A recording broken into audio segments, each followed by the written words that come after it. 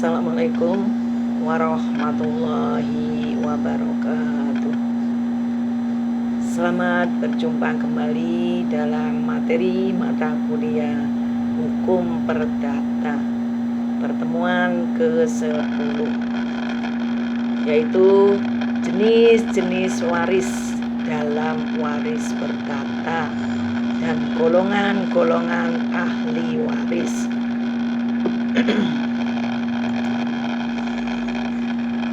Undang-undang mengenal dua cara untuk mendapat suatu warisan, yaitu secara ab intestato atau ahli waris menurut undang-undang.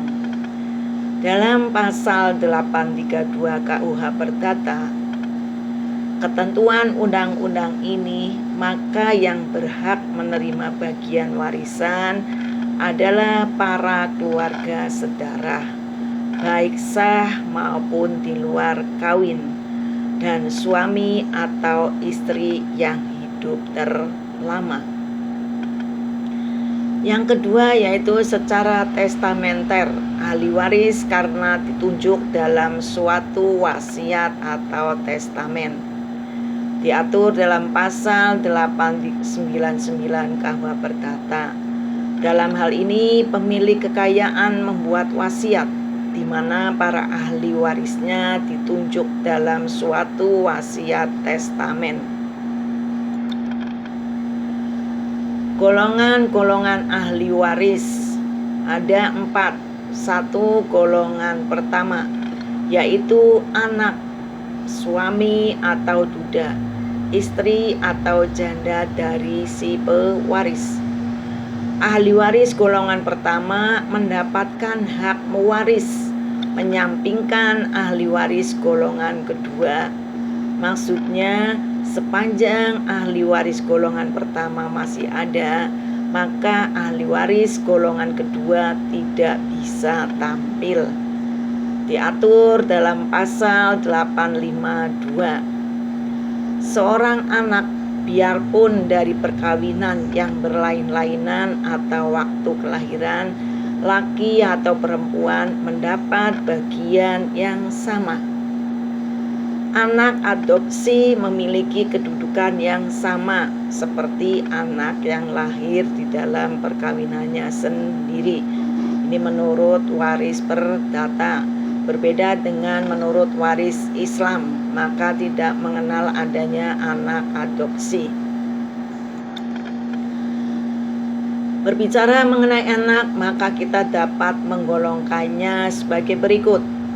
Anak sah, yaitu anak yang dilahirkan atau ditumbuhkan sepanjang perkawinan dengan tidak mempermasalahkan kapan anak itu dibangkitkan oleh kedua suami istri atau orang tuanya.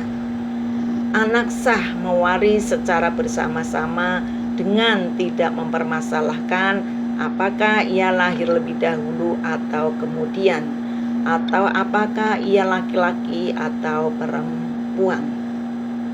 Yang kedua, anak luar perkawinan, yaitu anak yang dilahirkan sebelum kedua suami istri itu menikah, atau anak yang diperoleh salah seorang dari suami atau istri dengan orang lain sebelum mereka menikah.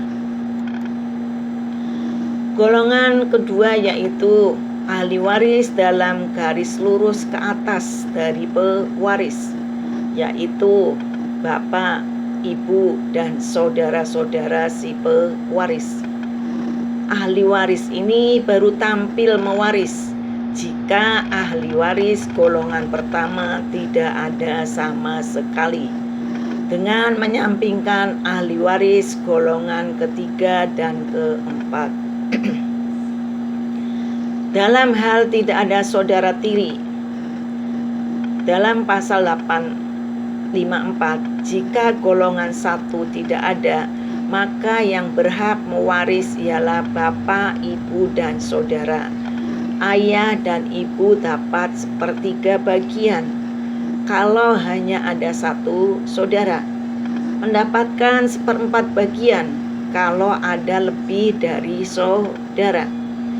Bagian dari saudara adalah apa yang terdapat setelah dikurangi dengan bagian orang tua. Jadi hitungannya adalah hitung lebih dahulu kedua orang tua.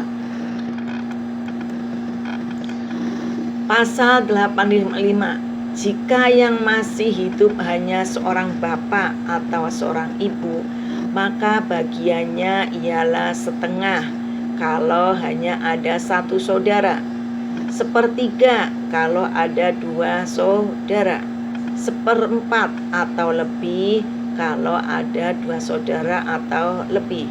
Sisa dari warisan menjadi bagiannya saudara. Pasal 856.